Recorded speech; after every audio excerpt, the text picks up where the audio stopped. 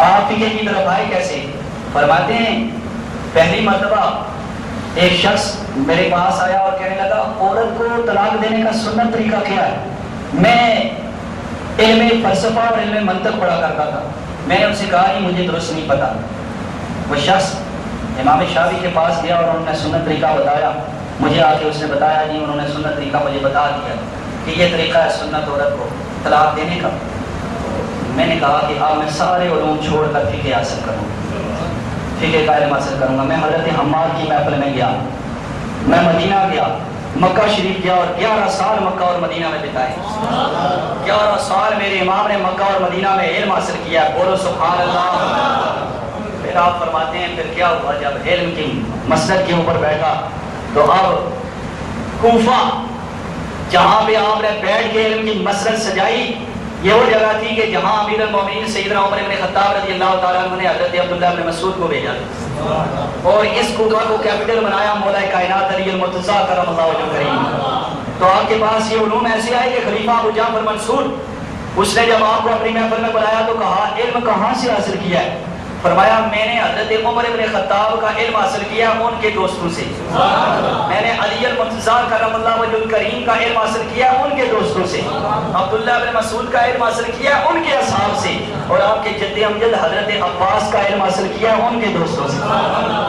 میرے پاس ان تمام صحابہ کا علم موجود ہے، پر جس ہستی کے پاس اتنے جلیل القدر صحابہ کا علم موجود ہو، اب اس کی شان سناؤں کہ اس کی شان کیا ہے اور سرکار کی زبان سے سناؤں کہ سرکار کیا فرماتے ہیں؟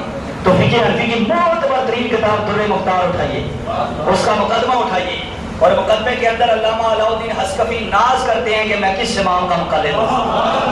زور سے بھول گئے جس کو حنفیت کے اوپر ناز ہے تو اسے کہے سبحان اللہ۔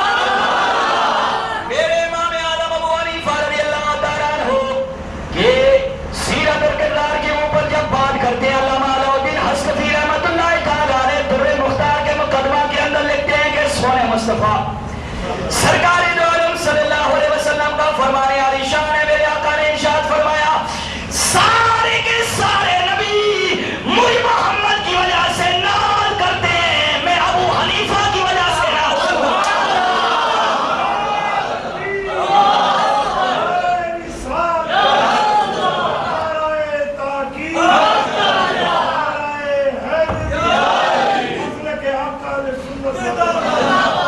اب شان تو سنو اپنے امام کی، کس امام کی تقریر، کس امام کی غلامی کا پٹا گلے میں رکھتے ہو، کس امام کے بتائے ہوئے طریقے پہ نمازیں پڑھتے ہو؟ حضرت عبداللہ بن مبارک رضی اللہ تعالیٰ عنہ جو امیر المومنین فی الحدیث ہیں، جن کو امیر المومنین فی الحدیث کا نقب دیا گیا ہے، آپ ارشاد فرماتے ہیں لوگوں ابو حنیفہ کی جب وصال ہوا لوگوں نے کہا امیر المومنین حضرت امام اعظم ابو حنیفہ کا وصال ہو گیا، آپ نے دعائے خیر کی، دعا کی، شاگرد حضرت عبداللہ بن مبارک میرے امام کے۔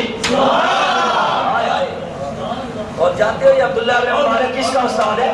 یہ عبداللہ ابن مبارک ہے یحییٰ ابن معین کے استاد، اور یحییٰ ابن معین ہے امام بخاری کے استاد، امام مسلم کے استاد، امام ترمذی کے استاد، امام ابو داؤد کے استاد، امام نسائی کے استاد، اور امام ابن ماجہ کے استاد، ستہ کے سارے محدثین کا استاد یحییٰ ابن معین شاگرد ہے عبداللہ ابن مبارک کا، اور عبداللہ ابن مبارک شاگرد ہے میرے امام کا۔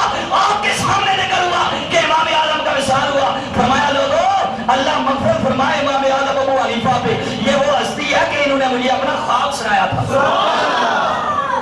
مجھے کہنے لگے حضور میں نے خواب دیکھا ہے، اے امیر المومنین فی الحدیث میں نے خواب دیکھا ہے، ایسا پیارا خواب دیکھا ہے، میں نے خواب یہ دیکھا ہے کہ سرکار دو عالم صلی اللہ علیہ وسلم کی قبر کو کھول رہا ہوں، قبر کو کھودتے کھودتے اتنی گہرائی میں چلا گیا ہوں، اتنی گہرائی میں چلا گیا ہوں، گہرائیوں کے اندر چلا گیا ہوں۔ یہ خواب میں لے کر گیا محمد ابن سیرین تابعی کے پاس، میں نے پوچھا اس کی تعبیر کیا ہے؟ تو محمد ابن سیرین نے فرمایا اے ابو حنیفہ تمہیں مبارک ہو، تم سرکار کی حدیثوں کا کھوج لگاؤ گے، مسئلے نکالو گے، لوگوں کو مسائل بتاتے جاؤ گے۔ لوگوں کو مسائل کیا خوب آپ نے بتائے، آپ کی عظمت۔ عبداللہ بن مبارک نے فرمایا میرے امام پہ اللہ رحم نازل کرے، میرا امام ہمیشہ اس جستجو میں رہتے تھے کہ سرکار کی آخری عمر کا عمل کیا ہے، سرکار کی آخری عمر کا عمل کیا ہے. اسی لیے جب ترک رفع یدین یا ترک امین یا ترک قرات کیا تو سرکار کی آخری عمر کا عمل. امام بخاری 194 ہجری میں ان کی ولادت ہوتی ہے اور میرے امام کی ولادت ہے 80 ہجری میں. امام بخاری ہمارے امام ہیں لیکن ان سے زیادہ فضیلت ہے امام اعظم ابو حنیفہ کی. امام بخاری کی روایت کردہ حدیث سے زیادہ کمی حدیث ہے میرے امام اعظم ابو حنیفہ کی. اس لیے کہ امام بخاری کی حدیث میں راوی زیادہ ہو جاتے ہیں, میرے امام کی حدیث میں راوی کہاں پڑھتے ہیں, ایک تابعی ہوتا ہے یا صحابی ہوتا ہے, پھر سرکار کے لب ہوتے ہیں اور الفاظ ہوتے ہیں. اس کو امام بخاری آگے پہنچا رہے ہوتے ہیں, بولو بولو سبحان اللہ. انہیں الفاظ کو امام بخاری بھی لے کے چل رہے ہیں, امام مسلم بھی, ترمذی بھی, ابو داؤد بھی, نسائی بھی, ابن ماجہ بھی.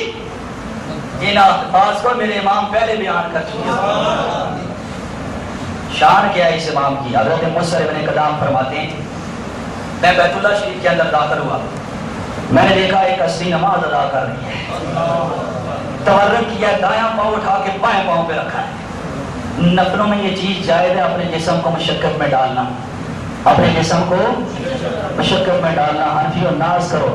صاحب در مختار لکھتے ہیں مقدمہ کے اندر امام اعظم کی شان میں کہ حضرت مصعب ابن قدام فرماتے ہیں میں نے دیکھا ایک ہستی دایاں پاؤں اٹھا کے بائیں پاؤں پہ رکھا, قرآن کی تلاوت شروع کر دی.